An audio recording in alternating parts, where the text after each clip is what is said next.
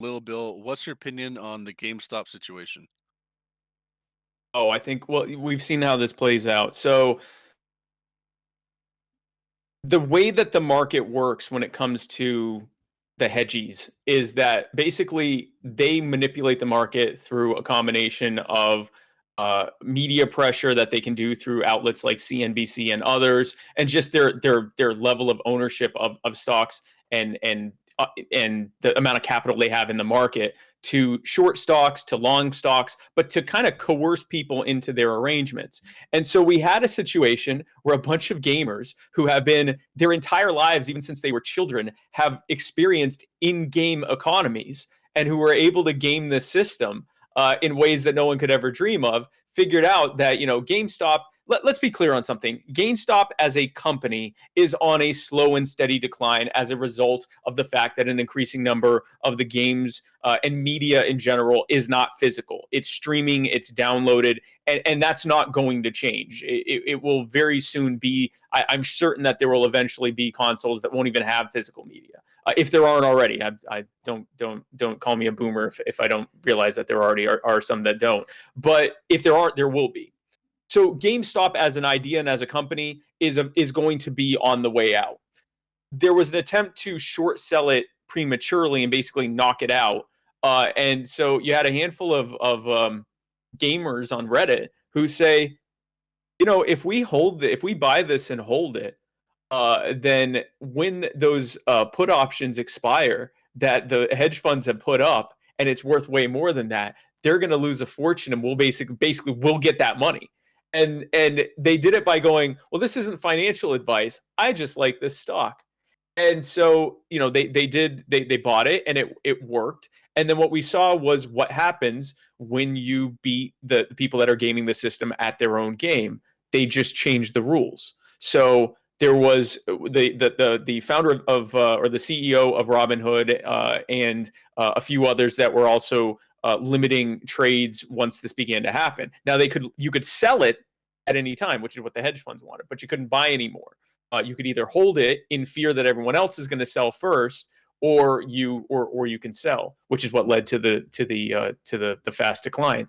But the people that own these different trading platforms that people were using are increasingly indicating that there were threats of pressure from the SEC if they didn't take action.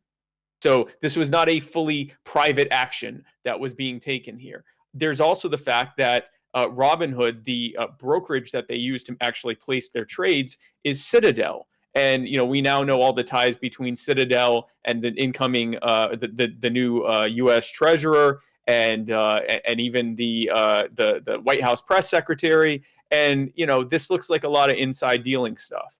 And but this is what happens. We don't have a free market. We have a market that is controlled by a small, in this case, a very small handful of central bankers and hedge funds and Wall Street regulators and federal and state regulators that control outcomes.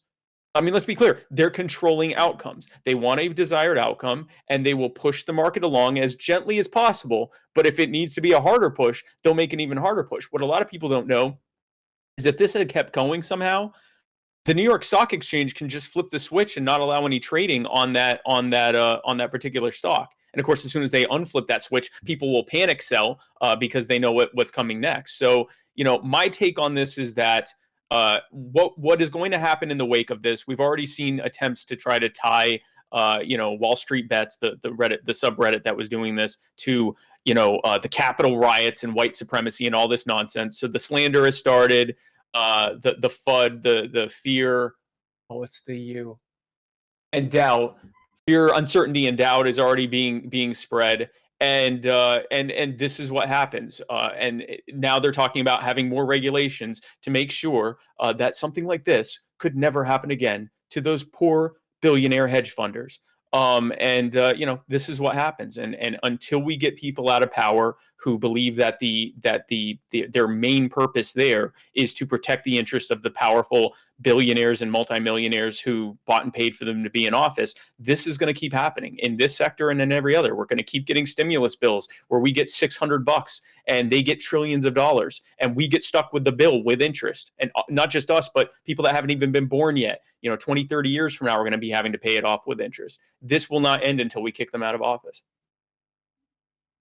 All right. So, Robinhood's decision to limit trades on stocks like AMC and GameStop, AOC, Alexandria Ocasio-Cortez, Mhm.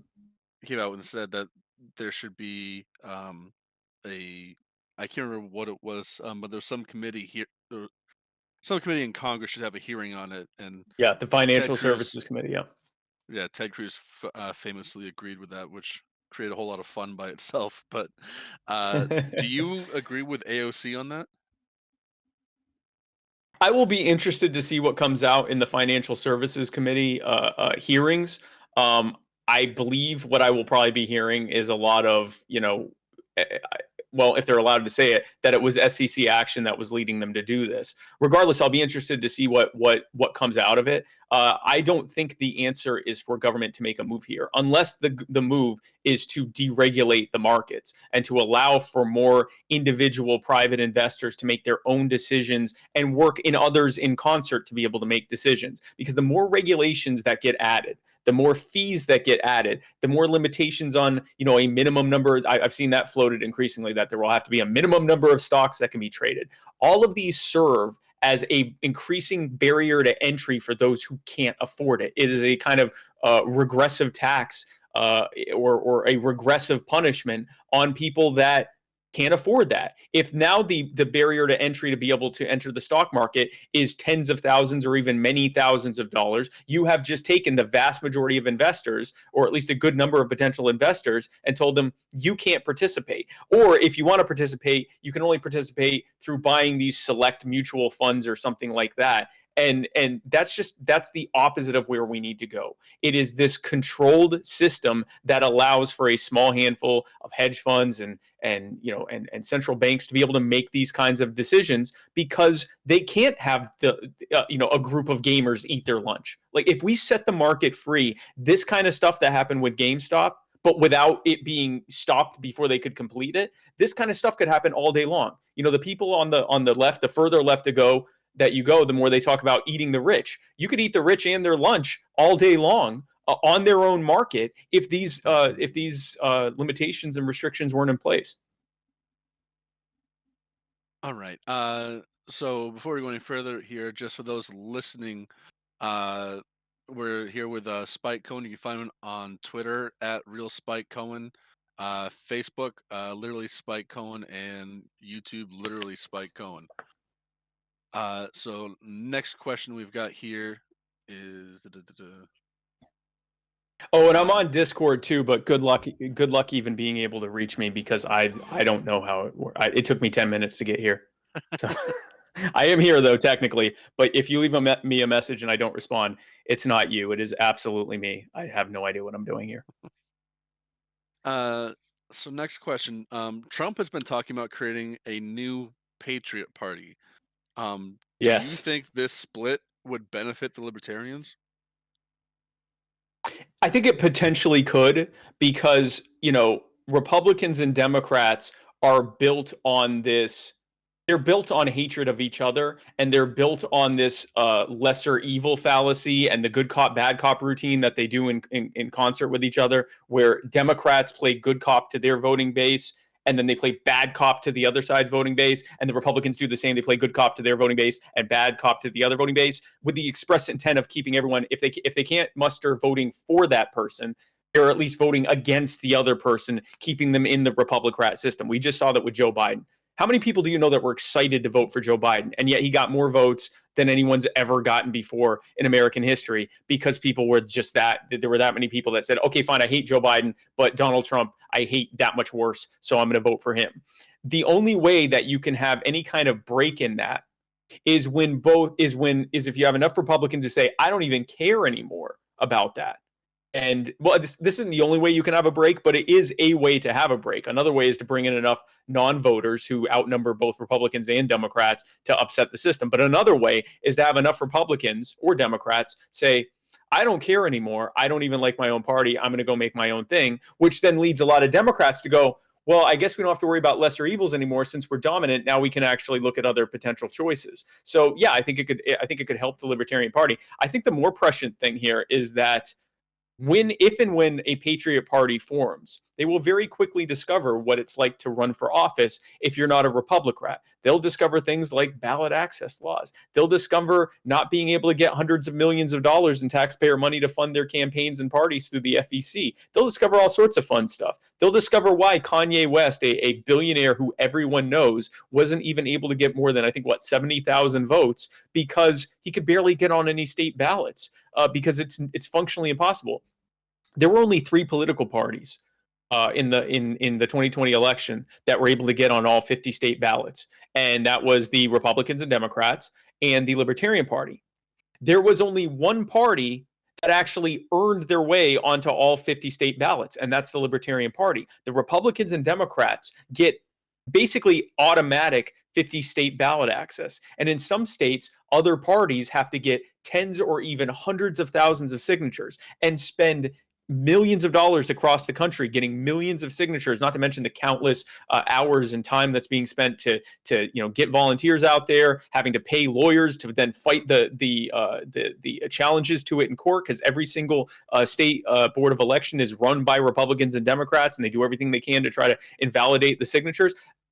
All of this happens just to non-Republicrats. If you're a Republican or Democrat, pretty much instant ballot access. If you're not, you have to fight hard while they get hundreds of millions of dollars of your money to pay for their campaign. An example of this is in Tennessee. If you want to run as a Republican or Democrat in Tennessee, you have to get 50 signatures, that's reasonable, right? It shows that you're actually serious. It shows that you have enough wherewithal to get more than just a handful of people to sign a petition. If you want to run as a Libertarian or anyone who isn't a Republican or Democrat, you have to get 56,000 signatures. And the way that their state board of elections and their election courts are set up, you really have to get more like 120,000 signatures. That's functionally impossible in Tennessee. You would spend all the way up until election day trying to do that. So if they form a party, I think they're going to find very quickly why they'll be lucky to get on like 20 state ballots the first couple times, and what they, when they were Republicans, were putting everyone else through. All right. Shifting gears here. Our next question is from OIS. What are your thoughts on at-will employment? At-will employment as opposed to, I want to make sure I'm so meaning contracted employment as opposed to collectively bargained employment? So there are some states that have at-will employment laws. I believe Maine's one of them, and it basically means that, um, you know, if you want to stop working for your employer, you don't need to like get permission, have like a few weeks or anything like that. And if your employer wants to fire you, it basically makes it easier for everyone to end the work relationship. Think that government shouldn't be getting in the way of contracts between consenting individuals. And so if a person is getting into a job and they are okay with those conditions, then it's none of government's business. But here's the real problem. The real problem is that there are so many people that are in a situation where they have to take that kind of a job in the first place. And we have to look at why that is. We have to look at the economics behind why it is increasingly hard for people to even get a decent job, much less be able to get a raise, much less be able to have their increase in their wages and compensation match or exceed just the general cost of living increases, which is why an increasing number of Americans and American households can't afford to be able to make ends meet. They increasingly middle-class people need government subsidization for things like healthcare and even groceries and housing. And that's a direct result of the bad economics that have led to the bad job situation we have in this country. It is increasingly unaffordable to hire Americans, not because of compensation, but because of all of the different taxes and fees and regulations around hiring that person. It is increasingly unaffordable to make things here. And it's just in general increasingly unaffordable to do business here unless you are one of those major corporations that owns Congress and owns the different state legislatures. That creates the economic situation where the demand for American labor continues to steadily go down, while as a result, the supply of Americans looking for work continues to go up. Anyone who understands basic economics knows when the demand for something goes down and the supply for something goes up, you have a glut. You have now where the person that has that demand is in the perfect position. It's a buyer's market, if you will, for them to be able to, set whatever standards they want. That leads to calls for minimum wage increases and all of this stuff. If instead we look at the job killing, manufacturing killing, and business killing regulations that were created by those billionaire cronies to put their smaller competitors out of business and make it where they have all or most of the market share to be able to do what they're doing. If we get rid of that, now the demand for labor, now the cost of hiring Americans and making things here and doing business here goes down relative to other countries. The demand for that labor goes up, and as a result, over time, the supply of that labor goes down as more and more Americans either find gainful employment or, are able to start their own business because they can now afford the regulatory burden to be able to get involved in that. Now you have a situation where it's the worker that is in a position of being able to set the standards and terms and conditions of being able to do that. This is another perfect example of how I believe well-meaning, well-intentioned laws ended up leading to even worse situations where workers are having to work for less, they're having to work more, they're having to work in less safe conditions, they're having to work in those types of things. And the more attempts to try to regulate it to force employers to do better by their employees, or to put these absurd regulations and taxes and drive up the cost of hiring them, the more you're going to see it get worse and worse and worse. We need to go in the opposite direction. We need to deregulate, and we need to allow the natural economic conditions that happen when the demand for hiring Americans is way higher than the number of Americans looking for employment. That's how you get more collective bargaining, because they have to. That's how you get better conditions for workers, because they have to, or they're not going to find anyone to fill that role. All right. So assuming that you are against a minimum wage, question from Reluctantly: why wouldn't abolishing the minimum wage lead to exploitation and wage slavery? Wage slavery. I'm again, for the reasons I cited. When you make the cost go down, and by the way, I'm not in favor of abolishing a minimum wage. I think it is where it is. Most Americans aren't even getting paid that anyway. I live in South Carolina, one of the lowest wage states in the country, because our cost of living is so low, and as a result, the wages are low. And almost no one is making minimum wage here. And once you discount people that are in school, or are working part-time for like a nonprofit or something like that, the number of people actually trying to make a living off of minimum wage is pretty much infinitesimal, even here. And in other higher income, higher cost of living states, there's no one. The answer again is when you end exploitation when you are so in need of someone to do that job, and you can't find that many people that are willing to do it because they already have a good job, because the job environment is so good.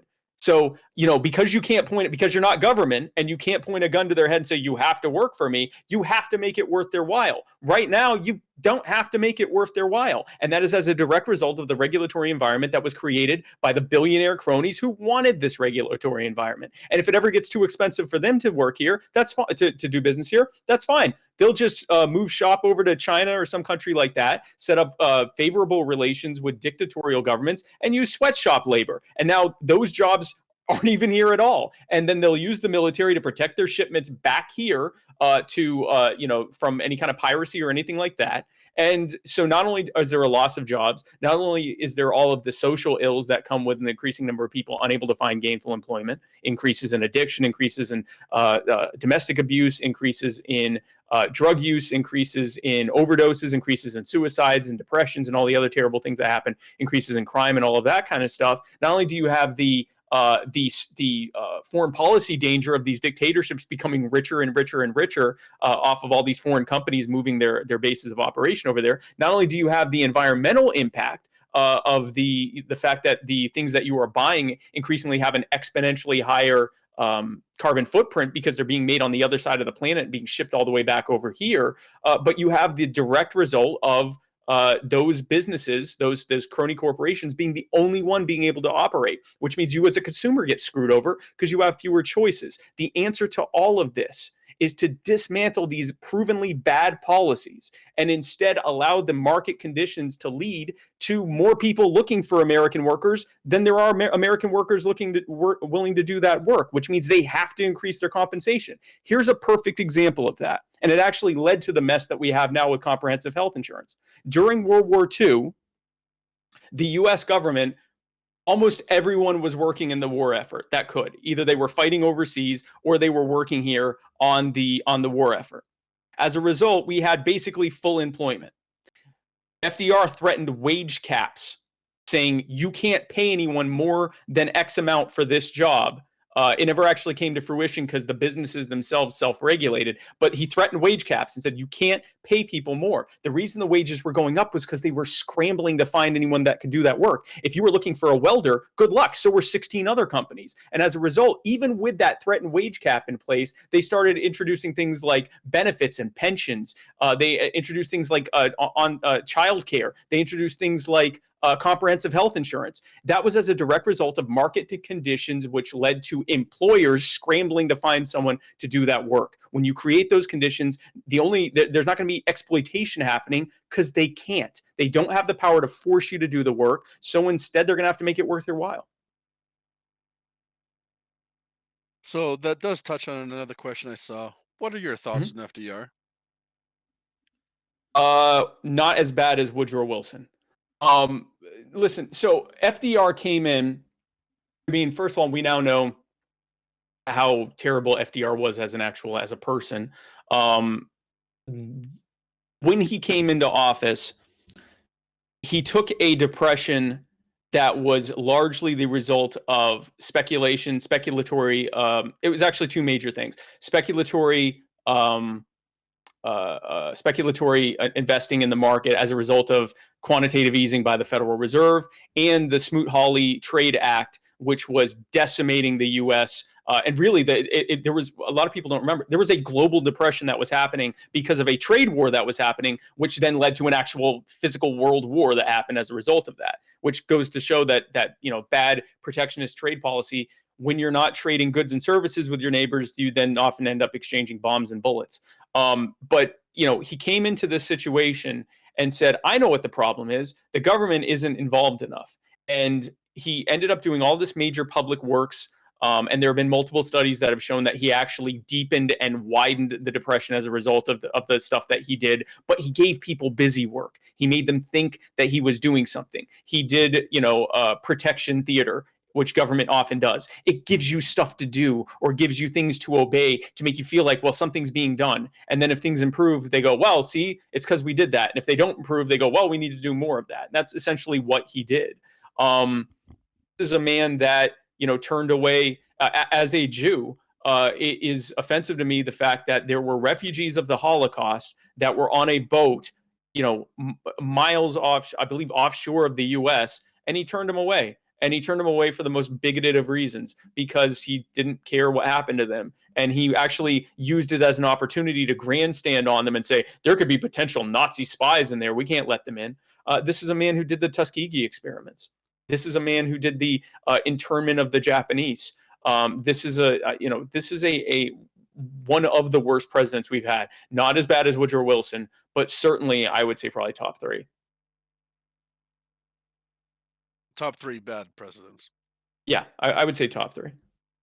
Now, for those who aren't as familiar, could you say a little bit more about Woodrow Wilson?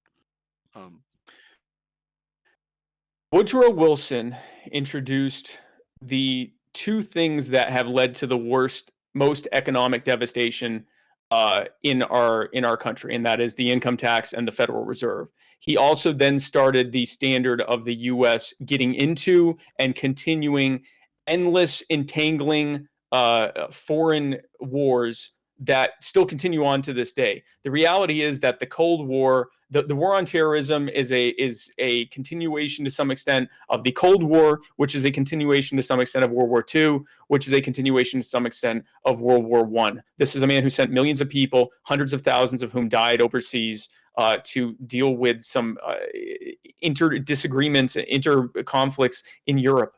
And as a result of it, how many Americans didn't come home as a result of that? These are people that were conscripted. They were sent over there with little to no training. They died and they were brought back, if at all, in body bags. And he started that precedent, and it continued on through into World War II and into the Cold War and all the proxy wars that happened there, Vietnam and Korea and so forth, and then continuing on into this ridiculous war on terror that we're having now, and even the U.S. genocide and U.S.-sponsored genocide that's happening in Yemen right now. All of this is as a direct result of policies that started in its nascent period under Woodrow Wilson, who believed that the U.S. military should be used as a foreign policy tool instead of as an organization whose only purpose is to protect and defend us, the American people, and the Constitution. And then you get into the Federal Reserve. During the time since the Federal Reserve was created, the US dollar has lost 98% of its value. Let me put that another way. Imagine if your money was worth 50 times what it is now. That's how much you've been robbed. And that started with Woodrow Wilson. And the income tax. The income tax was originally supposed to be something that would only be on intrastate commerce. So if you did income inside your state, it wasn't taxed. And you really, unless you were relatively wealthy, you weren't really paying any tax, or at least not directly. But now everyone's paying some tax, and the reality is all income taxes are regressive anyway, because even if any tax that's being put on the wealthy and corporations, they just add to the cost of the goods and services that they sell to you, which means you're ultimately the final payer and payer of that tax, which means that the higher a percentage of your income is being spent on consumption, which means, in other words, the poorer you are, the higher your de facto tax rates are. Libertarians like to say all taxation is theft. Technically, all taxation is extortion, but it's also regressive. It's an extortion against those who have the least, and that started under Woodrow Wilson. Woodrow Wilson was also a racist and an anti-Semite in his spare time. Well, I guess full time he was too. We could say those are just the three things. Those three things off the top of my head are enough reason to place him in I would say at least definitely in the I guess modern era, to be definitely one of the worst, if not the worst. All right. Switching gears here. Killian has a question. Do you believe negative income tax would work within the United States? So negative income tax is another form of UBI. Just to be clear, for those who don't know what a negative income tax is, basically a negative income tax is once you make less than a certain amount, you actually get money back. And we actually have a slight amount of negative income tax for some workers in the form of the earned income tax credit, where some people actually get a slight amount back than they actually put in. Not a lot. It's really the poorest people that are getting that. Negative income tax would be means tested a little bit higher, so that most Americans would be getting at least a little bit back, and the poorest would be getting more back. Here is my so it's kind of like a means tested UBI. Here is my thing with UBI. UBI and modern monetary theory that it's built on recognizes that there is a problem with the fact that, for example, with the stimulus bill, we got pennies. The mega wealthy got the tens and hundreds. And we got stuck with the whole bill, and that's a problem. UBI specifically recognizes that our means-tested system of entitlements and benefits, taxpayer, assistance and benefits for lower-income people and disabled people and so forth, really, it actually ends up being more expensive to run those things than to just streamline it and give everyone a certain amount of X amount of money. Andrew Yang said 1,000. Now the amount being floated is 2,000, which, by the way, shows you how quickly that went from it was 100% increase inside of a year. Here is the problem with UBI long term. Number one, whenever the monetary supply is increased as a direct result of that, I don't know how elementary I need to be here, so I'll start very simply. We have a certain amount of money that is in circulation in the US of actual US dollars that are in circulation. Most of it's actually on a ledger. It doesn't even physically exist, but it's there. It's in bank accounts and so forth. Whenever the Federal Reserve prints out a bunch of money and basically lends it to the government to then go and spend it however it wishes, usually by giving it to corporations. But anyway, even if they were just handing it off to all of us, whenever they print out all that money, they are expanding the monetary supply. Whenever you expand the supply of something without increasing its actual value, you diminish the value of each individual unit of that thing, in this case, dollars. So the reason that during the time of the Federal Reserve, the US dollar has lost 98% of its value is because of the constant and continuous inflation of the monetary supply. This benefits the people who are receiving the money. What UBI says is instead of giving that money to the uber wealthy, everyone gets a fixed amount of money. Here is the problem with that. Once you are now giving thousands of dollars a month to each person, the amount of money that's being spent now will be absolutely dwarfed by the amount that will be spent then. You're talking tens of trillions of dollars that will get printed out every single year. And as that monetary supply continues to expand and expand and expand, so too does the reason they call it inflation, because the price of things is inflating, but because the monetary supply is inflation. That's actually the inflation. That's the history lesson there. That's actually why that's called inflation. Inflation will go through the roof. It will continue to rise even faster than it is now, which means that they will have to give you even more money. But it gets even worse than that. If I, as a politician, know that the only and main issue that anyone is talking about is how much is my check going to be every month? It's no longer, how are we going to reform healthcare or immigration or any of these things? The number one thing everyone will always be talking about, especially once the hyperinflation sets in, is what are you going to give me? And so I go, I'm Spike Cohen, and if you vote for me, I'm going to give you $5,000 a month. And then some other politician says, Spike Cohen doesn't care about you. If you vote for me, I'm going to give you $6,000 a month. And someone else comes in and goes, these two people couldn't give a crap less about you. If you vote for me, I'm going to give you $8,500 a month. And this will continue on and on and on. There will probably eventually be some kind of automatic increase that's added to it. And what you will have is this death spiral economically, where the cost of living will continue to skyrocket out of control. The rate at which it increases, it will be a serious bell curve happening, will continue to spiral out of control, which will cause the amount that has to be given out, both for political reasons and for real economic reasons, will have to spiral out of control. You cannot cheat a system by pretending that something has value. And so that is why UBI short term would probably save us a lot of money. Long term, it would become an economic nightmare. The real answer is to address the fact that our money consistently loses value. And my answer to that is get the government out of money. Get the government out of being a monopoly on the money that we use. Allow the market to provide you with competing currencies so that now instead of being told, hey, listen, this is the money you have to use, take it or leave it. Yes, it's going to keep losing value. Take it or leave it. Instead, you have multiple currencies. Again, going back to the idea that if I can't force you into something, I have to actually prove that it has value because you can choose to use it or not. Now you have competing currencies saying, hey, listen, if you want to use my currency, it's been going up in value this much, every month, and it's this convenient to use, and it's accepted at all these locations. And then you have another currency saying, no, mine's going up this much per month. And so now you are in the prime seat of being able to make the choice of what currency to use. Imagine if the cost of value went down over time. Imagine if your money actually gained value over time. Anyone invested in crypto knows what I'm talking about. Imagine if it actually at least stayed stable, if not actually gained in time, so that you're actually building wealth just stored in the actual money that you're using, even before you get into investing it. That is what we could have, which is not only far better and preferable, it not only lifts up the people that are in the worst situations of poverty, but it also is a sustainable thing that isn't going to end up leading to massive hyperinflation. It will actually be mildly deflationary. So my answer is, get the government out of money and allow for people to be able to choose the currencies that they want to use. And I think what they'll find is you're not going to have 6,000 different currencies that people are using, because that's not how people work. You'll probably have 2 or 3 main currencies. They'll be accepted pretty much everywhere, and they'll actually retain and gain value over time. That is far better than any kind of monopoly money system. All right.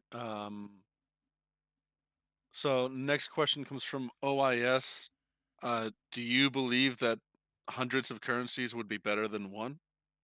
Again, it wouldn't be hundreds. It would probably be a few. But yes, I believe that competition is better than a monopoly. It always is. All right. So next question here is from Ico. What route would you personally take with taxation if you were president? Eliminate it completely.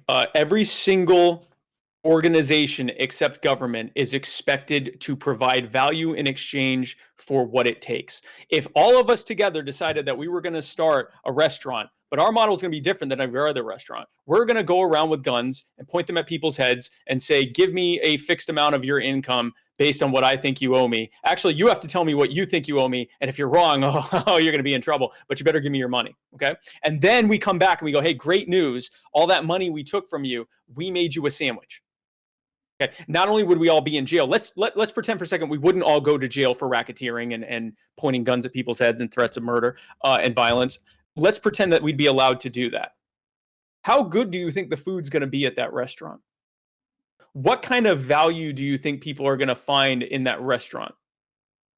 They're going to say, yeah, you know what, that restaurant sucks and the food's terrible, but you got to do what you got to do. And after a while, enough generations will say, listen, this is just how food works. That's the situation we're in right now. We're in a Stockholm syndrome.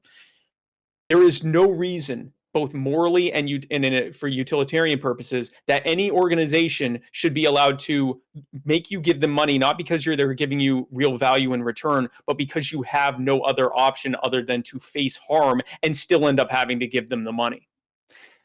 Here is how, and of course, the very next question becomes, but how do we fund the things that we actually need from government? Even if we agree that, a lot of government or even most government spending is, bloated and unnecessary and wasteful, which by the way is as a direct result of the fact that they can just take more from you whenever they want to, things they actually need to do, how are we going to do that? And there's two models that can be used together, actually. One is there are some things that you pay a direct fee for the service that you're getting from government in that situation. You don't want the thing, you don't pay for it. That makes sense. So, but that's very few things. Most things are things that are being provided, like court systems and roads, if the government still own the roads, common defense. These are things that you can't really like levy an individual fee based on what that person's usage is. And they can't really say, well, no thanks, I won't use that service, because they are using that service. But what you can do is you can say this. You can have something like a transaction fee.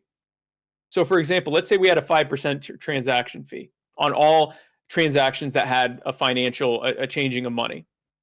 So I sell you a car for $10,000. And so there's a 5% transfer fee, which would be $500. We can choose whether or not we want to pay that. I can choose whether I, as the seller, want to pay it. You, as the buyer, can choose whether you want to pay it. We can decide whether we want to pay it, split half or do some kind of, percentage of payment, or just not pay it. If we don't pay it, nothing happens. We don't get in any trouble. We don't get any letters. We don't get any threats. None of that. But if we don't pay it, and I sell you the car and it turns out to be a dud and it doesn't work, and you come back to me and go, Spike, what's up? This car's not working. And I go, I don't know what to tell you. You bought it. You can't sue me. You can't call the police. You can't utilize government services because you didn't pay essentially the warranty on it. You didn't pay that protection to be able to have it. So it was a choice that you made. Now, the beauty of this is most people, the vast majority of people, especially on serious, important financial transactions, are absolutely going to pay it, especially if it's low enough where the value of what would potentially need to be used if something went wrong is way higher than the cost of it. Not only are you as the buyer going to insist that either you pay it or I pay it, but if I'm if I'm a used car salesman, why wouldn't I pay it? I get to say, hey, at Crazy Spike's used car lot, that when you buy a car from me, that I pay that transfer fee, because that means that way that if anything happens, you're protected, and that's how you know that I'm a good used car salesperson. There's no reason why people wouldn't pay it. Now, if someone says pay it, they don't have to pay it, and if something happens, they won't get the protection as a result of that. The beauty of doing things this way, besides the fact that it's morally correct to actually require someone to have an option to opt out and to choose whether they want that value or not, is it forces government to actually provide more value than it costs. All of this bloat, all of this pork, all of these handouts to crony core, all that necessarily has to go away, especially if you've also taken away their ability to print out endless fiat currency. If you take away their ability to print out endless money and you take away their ability to extort anyone under threat of harm, now they actually have to provide you with value. Now, whatever level of government you has to actually prove that it's worth paying that amount. They have to actually be worth more than what you're paying, just like literally the rest of us. If you and I have been able to spend our whole lives not using threats of violence to pay for our way through life, then they can do it too. All right, next question here is a little bit of an odd one. I wonder if you could just describe what this is if you do know the term. Vora Kreb wants to know, do you think something like paleo libertarianism can feasibly exist and not be contradictory? So there are a few different schools of thought and definitions on what paleo libertarianism is. The one that I would use is something called thin libertarianism is another term that's used, which is basically I respect everyone else's rights to live as they wish. I am libertarian. Paleo libertarianism is essentially typically very socially conservative libertarianism. So it's someone who would say, for a paleo libertarian would say something like, for example, I don't believe that trans women are women. I don't believe that a marriage between two men is a real marriage. I think that, and this isn't all paleos. I'm not saying that, but this is something you might hear from a paleo libertarian. I think that all homosexuality is wrong. They might even say something like, I think that certain races are inferior to others, but I also don't want to force my way of thinking on anyone. I don't want them to force their way of thinking on me. I think they should be able to live however they want to. I'm not going to bother them. I just want them not to bother me. To that extent, can that person exist within a libertarian society? Sure, as long as they're, leaving everyone alone and being left alone. Another question is, can a paleo libertarian be a libertarian? And my answer to this is that to whatever extent someone's belief system is outside of just the idea of people having individualism, people being inherent individuals who are imbued with their own autonomy and self-ownership, to whatever extent they are removed from that, that is the extent to which they are removed from being a libertarian. That is the percentage of which they're not a libertarian. So, someone who believes that, all other races are inferior to their own, for example, is that much removed from libertarianism. It's not as though that person or that thinking could not exist in a libertarian world. It's just that if you truly believe that we are each unique individuals who are imbued with our own autonomy and self-ownership, then that means that you clearly wouldn't then believe that you can decide someone's value or worth based on something like their skin color or their race or their ethnicity or something like that. So can it exist?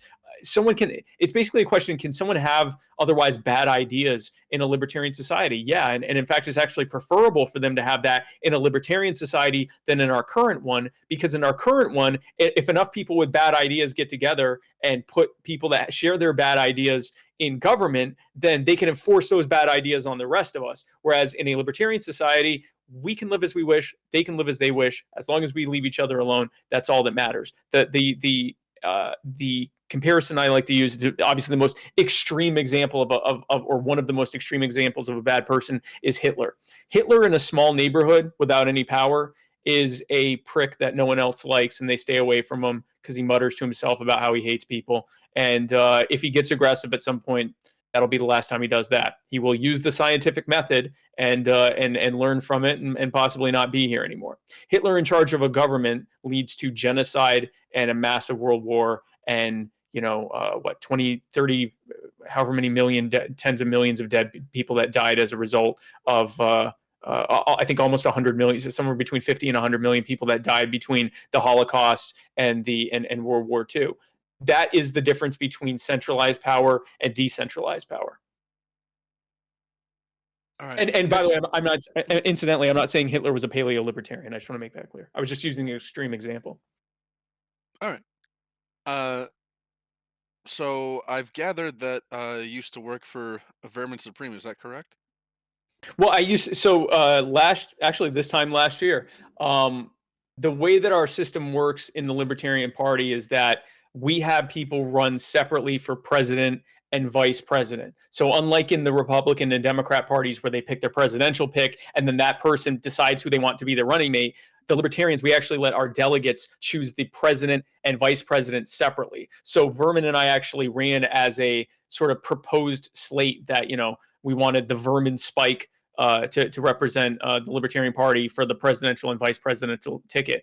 Vermin came in third after 4 rounds of voting, or 5 rounds of voting. Gosh, how do I not remember that? Anyway, he almost tied for second, but he did not win. Jo Jorgensen won, and then I won the vice presidential nomination in the 3rd round. So I didn't work for Vermin, but we were colleagues and worked together on our preferred slate of Vermin Spike 2020. All right. So Killian had a question. What or was it Killian? Did I get the wrong one here? No, it was Quit That Stalin. I want to know what did you like about his campaign? Oh, I love Vermin. I specifically about the campaign or Vermin. His campaign. My favorite part about, well, let me first say I just love Vermin. Vermin's one of the kindest and most thoughtful and most intelligent people I've ever met. People sometimes they don't believe that because his persona, his character is so good that people think he's insane, and he's not. That is a calculated effort to get people's attention, and it works. But no, Vermin. The best part of Vermin's campaign is that it didn't matter. After I got the nomination and moving forward from there, there is more scrutiny on things that I say and do. When your running mate or proposed running mate is Vermin Supreme, there's really nothing you can't say or do because your running mate fancies himself a time traveling wizard who's going to give everyone a free pony, but you have to brush your teeth or there's going to be hell to pay. But he is going to go back in time and kill baby Hitler. And then after that, he's going to come back. And the zombies will be put on hamster wheels to give us unlimited power. And he just keeps going with that. Put it this way. Most people don't realize when they're looking at Vermin most of the time that he's not wearing a shirt. They don't even know that and I pointed that out to people. I'm like, he's topless, right? And they're like, no. And then they look and they're like, oh, wow. He is so over the top, boot on his head and the big, wiry beard and often holding up a toothbrush that's bigger than his own body. And he's got a fake pony and he's so out there that there are things happening directly in front of you that you don't even realize are there. Like, for example, he's not wearing a shirt. And so I was very free to really do or say anything because nothing looked as outrageous. And I didn't try to be outrageous, but I could be funny, I could be silly, I could be goofy, and everyone always saw me as the serious one because in comparison to the time traveling wizard, of course I'm the serious one. And so that was a very freeing thing to not have to worry about, what people, thought about some, joke that I made that might have been too silly or goofy for someone running for office or whatever. So that was probably my favorite part. Or the easiest part about it. Honestly, my favorite part, just him and the team are such amazing people, and I love them so much. But a lot of them joined me on the Jorgensen Cohen campaign as well once that happened. So, but I would say that was probably the best part. So this next one, I've heard a lot of people, go back and forth on. Is Spike Cohen a brony? So there are. No. If your definition of brony is someone who, as an adult, is a fan and actively following My Little Pony, no. My interest in My Little Pony ended around the time I was like 4. But because I renamed myself at the age of 3 to Spike based on the purple dragon, and it stuck. Because I'm a libertarian. I was that stubborn and simply insisted that everyone call me Spike at 3, and they figured it was a phase. I'm now 38. So it stuck.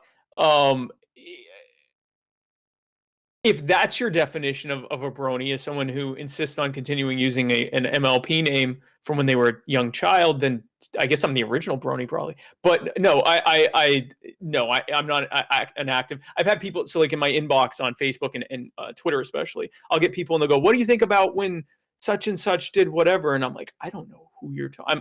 And usually when they'll ask that way and it's names I don't know, I'll say, "Is this a My Little Pony reference?" And they're like, "Yeah." I'm like, "I haven't followed My Little Pony since the movie." And I think, I don't even remember, was there a, I don't think there was even a TV series back then. I think it was just the movie.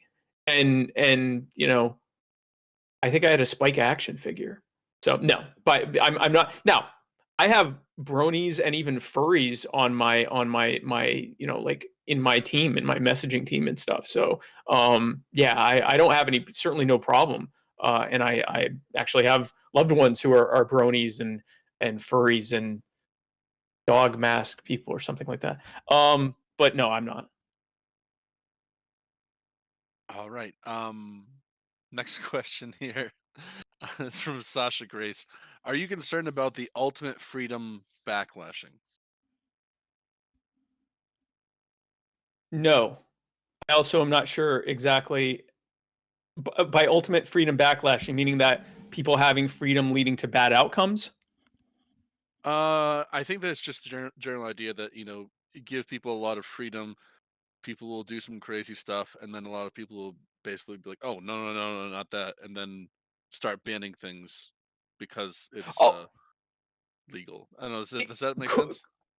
I could hope I'm giving could good there faith to it. be, could, yeah, well, if that's what it is, could that always happen? Could voters be misled into thinking that the reason that they have issues are because of freedom, and that the more freedom they had, the more it'll get blamed? Absolutely. We saw that with COVID. We were told that the reason that COVID spread so wildly was because people were free. What we weren't told was that the reason COVID spread so wildly was because for the first 2 months that the virus was here, the FDA didn't allow medical professionals to test COVID patients, which allowed it to just spread untraced or tested with no idea who had it or didn't have it. I remember getting very sick in February, going to a doctor and saying, "Do I have this coronavirus thing?" And the doctor going, "Maybe, I don't know. Here, do this just in case." The protocol at staying well at home is not much different than the flu, unless it gets so bad that you have to go to the hospital. But here, just stay away from other people just in case you have it, and don't drink lots of water and stay hydrated, and get lots of rest, and take it easy on yourself, and that kind of stuff. I might have had it. By the time I had an antibody test later during the campaign, it was negative, but we now know that the antibodies might go away after 2 or 3 months. So I might have had it. Who knows? That's what allowed it to spread that way. And of course, we know that now the lockdowns. There are states that have had lockdowns. California's rate of spread is roughly the same as South Carolina's, which is roughly the same as Florida's. North Dakota and South Dakota have roughly the same rate of spread, even though North Dakota had far more lockdowns and restrictions than South Dakota did. It turns out that since you can't just make everyone stay home for several weeks because that society would crumble, you still need people to go out to do things. It doesn't really make much sense to say everyone stay home unless you have to go into a grocery store with everyone else who only can just go to a grocery store in the same buildings, because we shut all the smaller ones down, and all be there, thousands of you at the same time. Don't worry, social distancing doesn't apply anymore as long as you're wearing masks, even though we know that's not true. It's not going to slow the spread. A virus this virulent is going to have a certain level of spread, and the worst thing you can do is cordon people into select areas where they're actually more massed together. But anyway, so that's an example of them using misinformation to try to tell people that being free leads to worse outcomes. That's very real. If what Sasha Grace means is, the bad things that will happen as a result of people being free, no. I don't pretend that libertarianism is going to be a utopia. I know that when power is decentralized, and when people have more of their own freedom and power and money, they will in general have far better outcomes because they are more empowered to be able to make choices for themselves. Very rarely does someone else know better than the person involved or the people involved in a situation or a community what they need best for themselves. They'll be able to come up with outcomes based on perceived value instead of threat of harm. which will 99 out of 100 times lead to better outcomes. And in general, I believe that if we cannot trust people with our freedom over themselves, then we certainly can't trust them with freedom over other people. And conversely, if you can trust people with freedom over with power over other people, then you certainly can trust them with freedom over themselves. So no, I guess the backlash is always a possibility. All right. Next question's from Killian. What are your thoughts on Bernie Sanders and his ideas about healthcare, schooling, as well as student debt? Bernie Sanders is the Rand Paul of the Democratic Party, except he's more popular.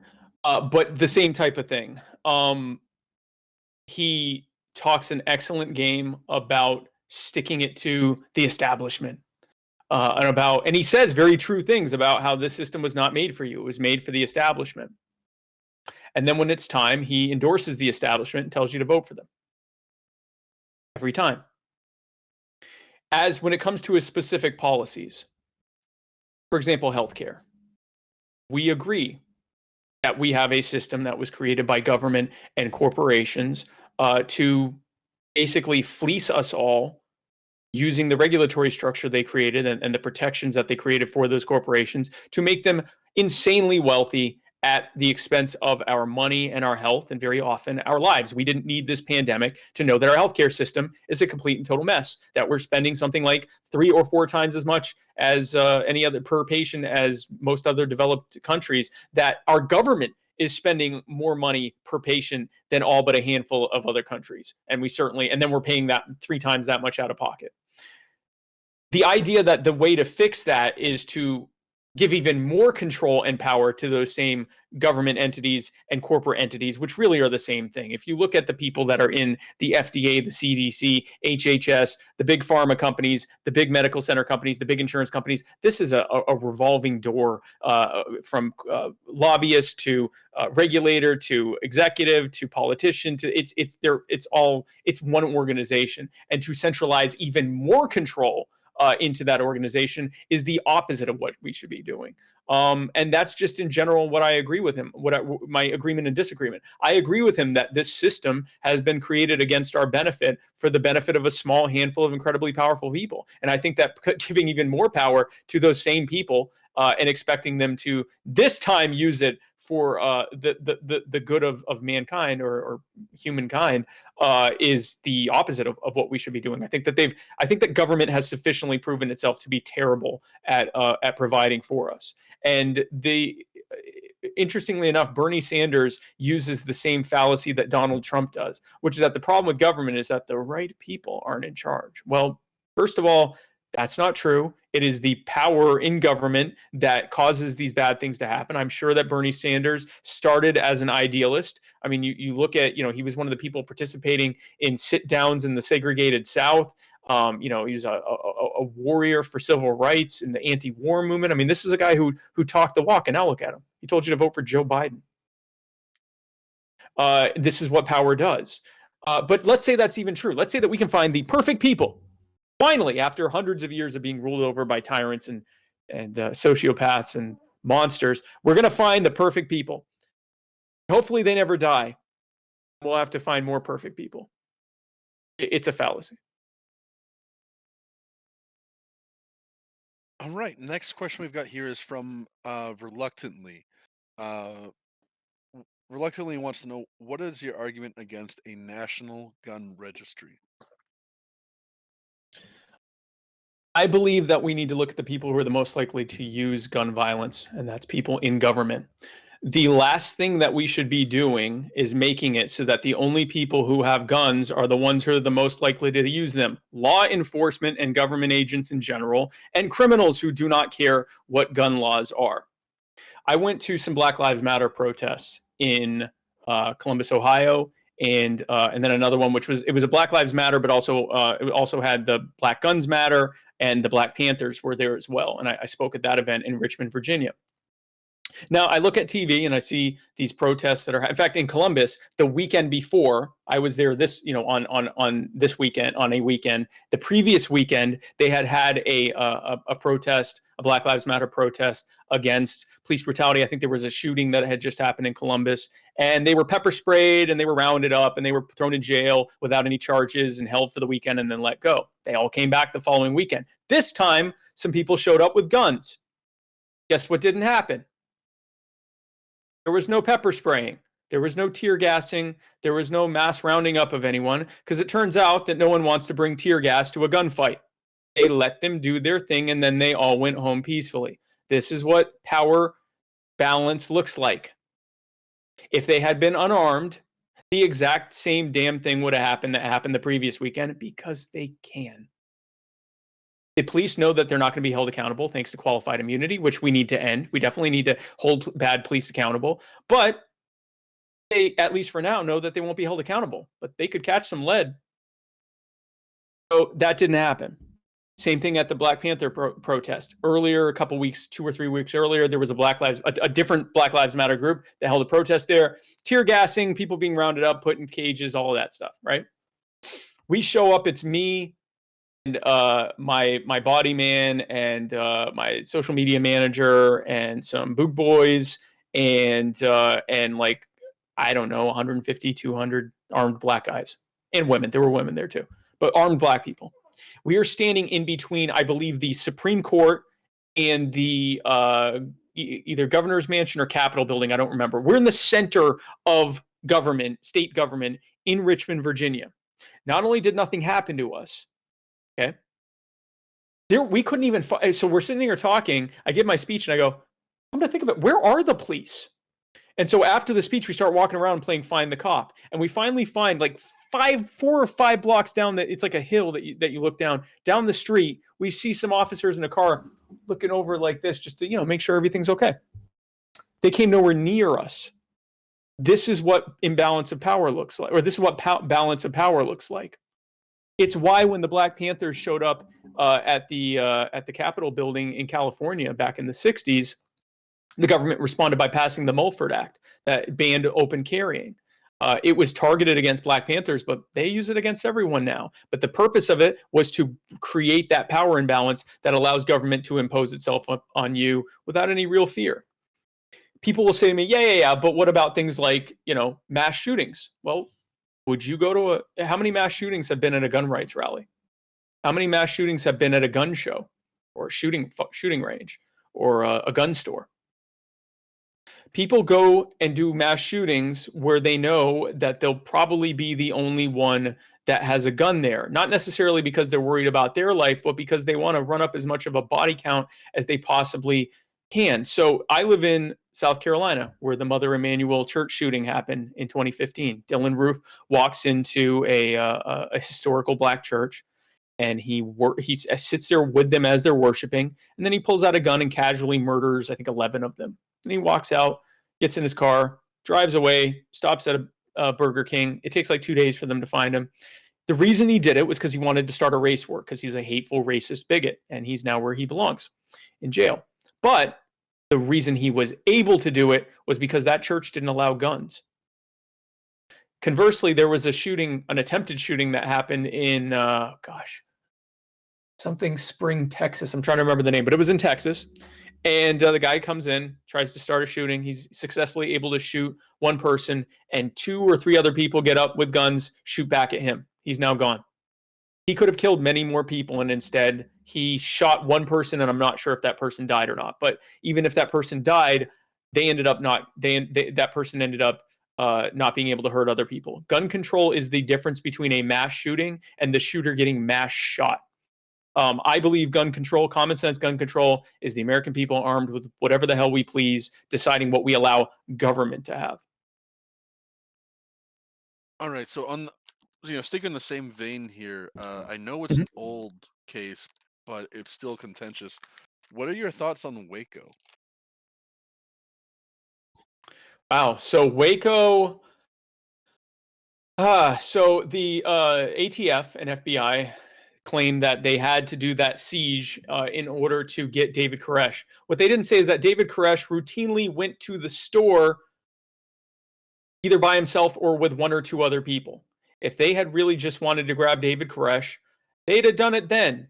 Instead, they did this huge standoff that they actually instigated, and then when the people there fought back, they sieged on them. They put. I remember watching a documentary. They used cranes to create holes in the building, and then they dropped incendiary mortars into it, and those holes allowed for the fire to spread wildly out of control, and they shot people that were running out of the building. They massacred those people. Now, here's why they did it. They were up for a budgetary review. You want to talk about government that doesn't have to prove value to the people and only just has to prove that they want more money? You have agencies that are committing murder against entire groups of people just so that they can turn to government and go, well, look, we had to do this siege. There was this domestic terror incident that happened, and we had to deal with it. So we definitely need more money, for the most cynical of reasons, for money. It also was a warning to gun rights advocates in general, and people that were getting around the absolutely ridiculous ATF regulations on guns that we'll do this to you.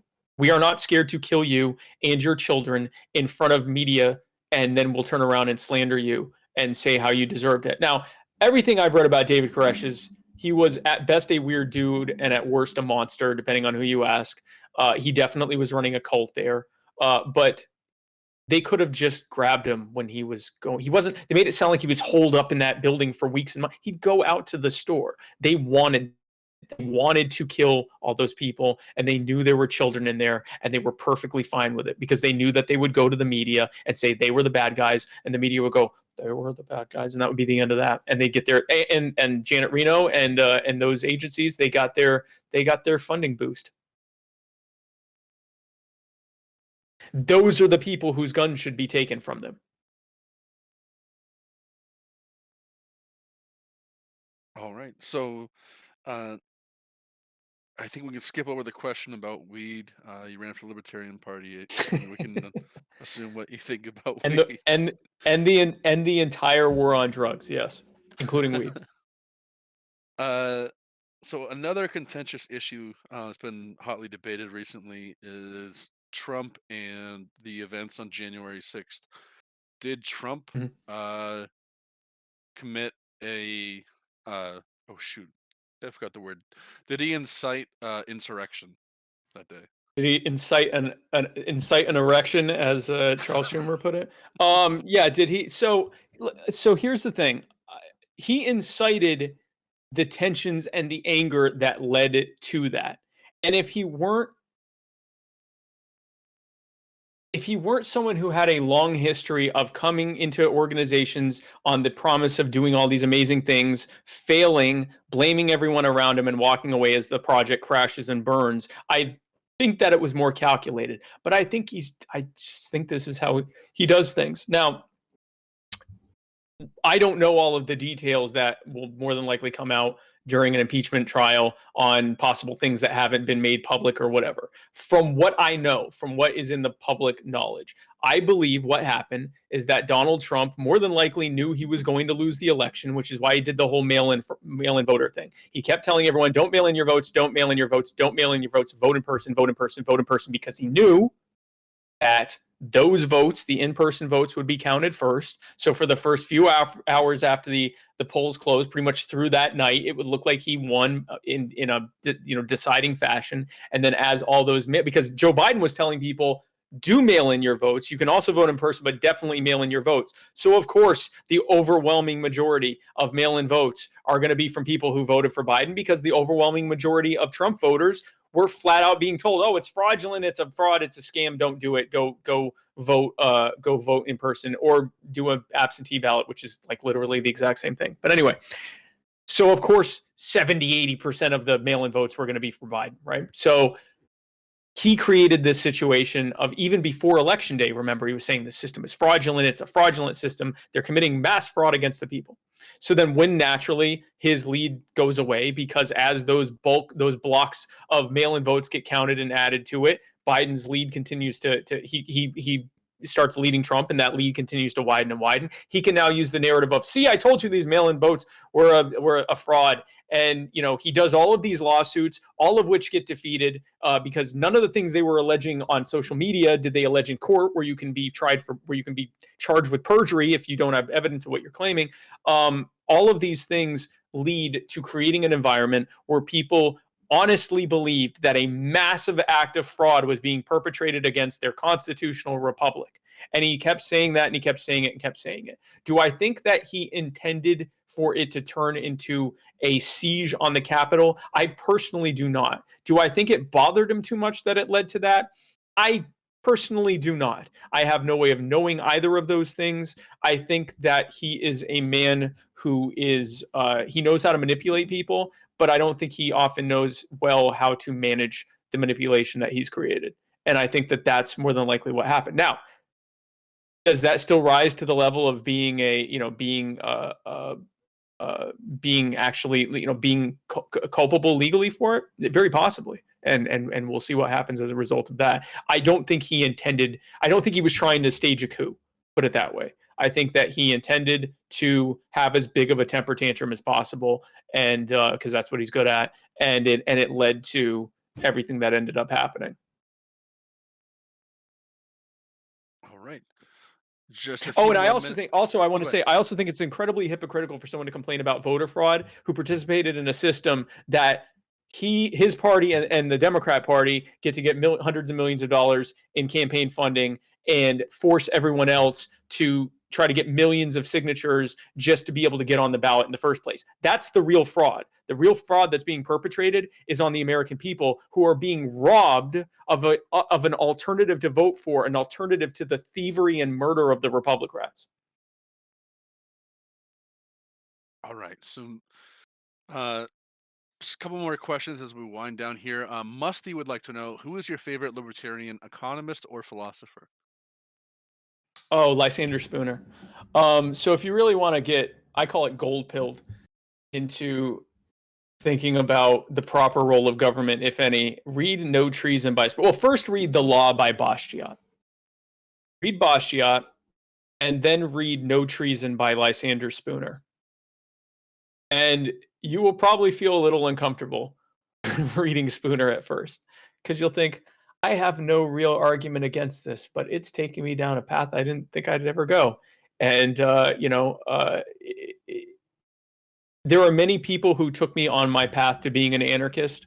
I would say that the writings of Spooner were probably what really drove home using the contract law framework that the U.S. government was built upon, and really the most Anglo systems of law, like the English system, are built on, using that to argue for the illegitimacy of any form of government. He's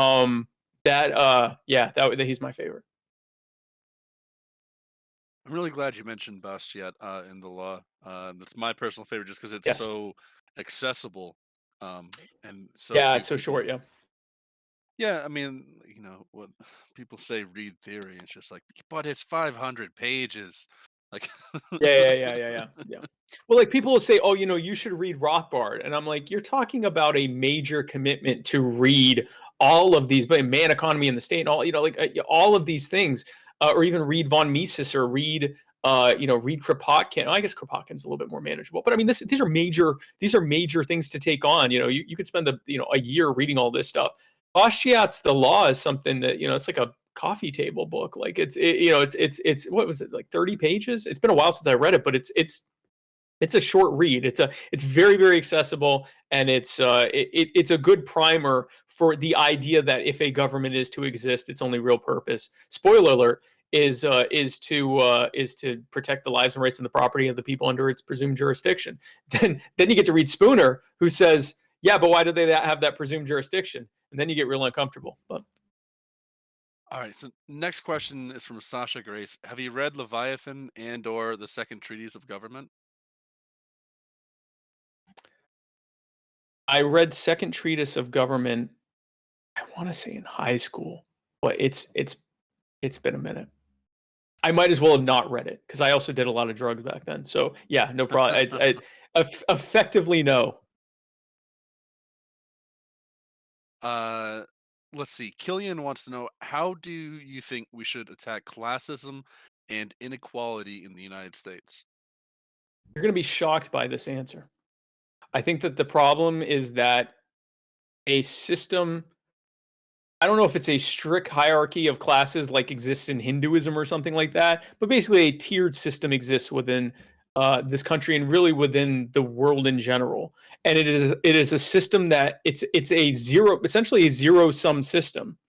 That has been created by a very small handful of incredibly powerful people who have put their preferred, politicians in positions of power to do their will against everyone else for their benefit. I liken it to a Monopoly game where, let's say there's, I don't know how many people are on this right now, but let's say there's 20 of us playing a big game of Monopoly, and 18 of us are playing by the rules. We roll our dice, roll the dice. We go on whatever thing we're on. We look at how much money we have. We decide whether we want to buy it or whatever. But then those other two people, whenever it's their turn to play, they get to go to the banker and say, "Let me get $1 billion Monopoly dollars. Okay, I want this. I want this. I want this. Oh, tell that person that their tax is going to be higher, but that they could sell it to me." And manipulating the game. That's what we have. We have a game that was built to be manipulated for the benefit of a small handful of people. The way that we address it, instead of trying to put band-aids on it that ultimately benefit the wealthy, something that the far left would call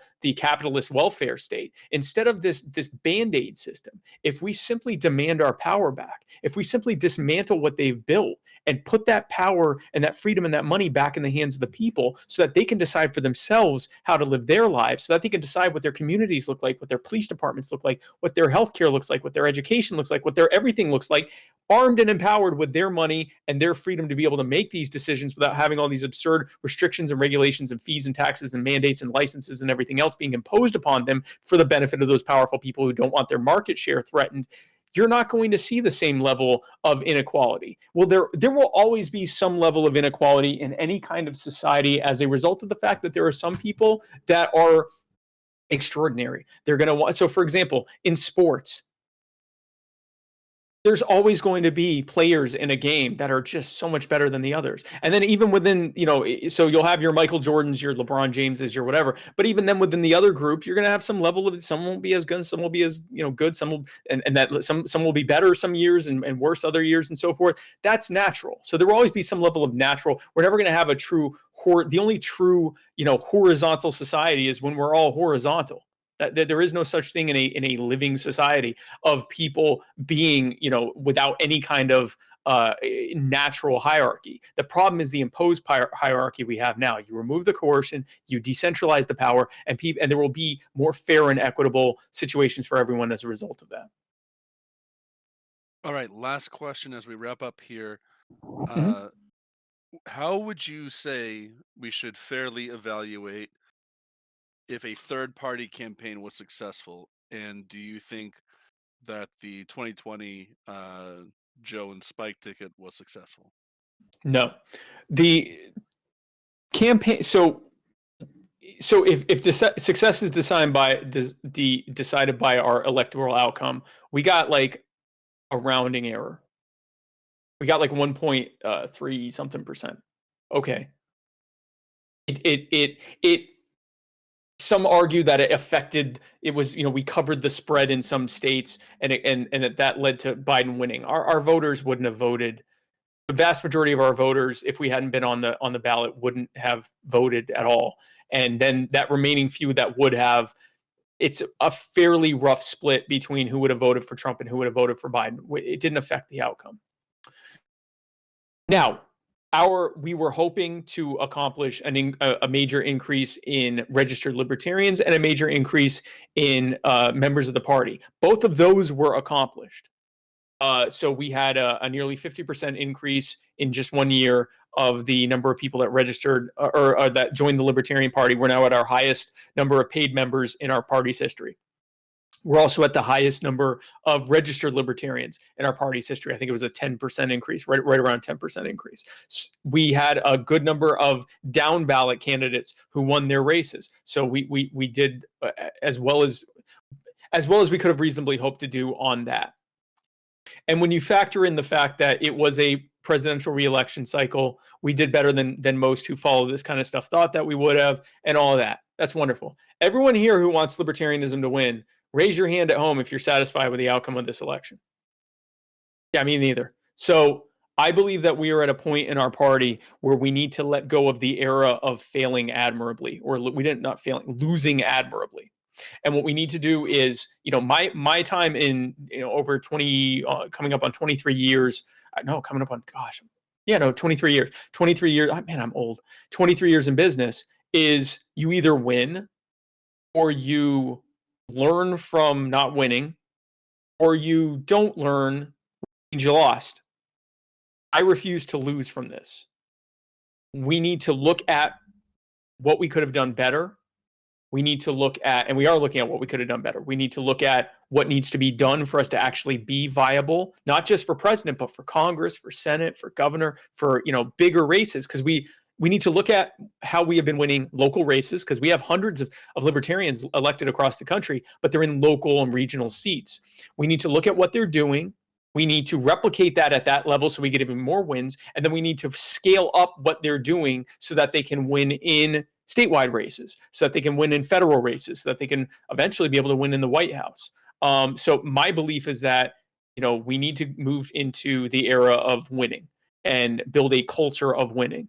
And that is my singular focus moving forward. I'm already booked for like a dozen events across the country. I'm doing a ton of online events as well, where we're doing candidate training, messaging training, helping to give people the tools to be able to grow their party at the grassroots level, so we have a bigger voter base to start with, so that in 2024, first of all, in 2022, we can start. I believe that we can scale up to be able to win a couple of federal races, and by 2024, whoever we run for president and vice president have a shot in hell of at least getting on the debate stage.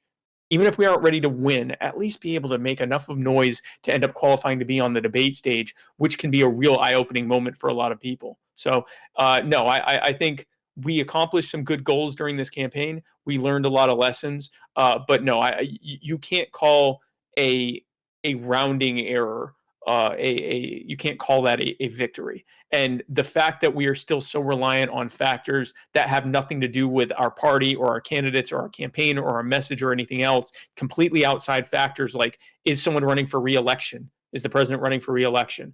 Are we getting enough media attention? Things that really we have little to no say on. Not to decide whether we win or not, but to decide whether we get 1% or 3% or 2% or 4%.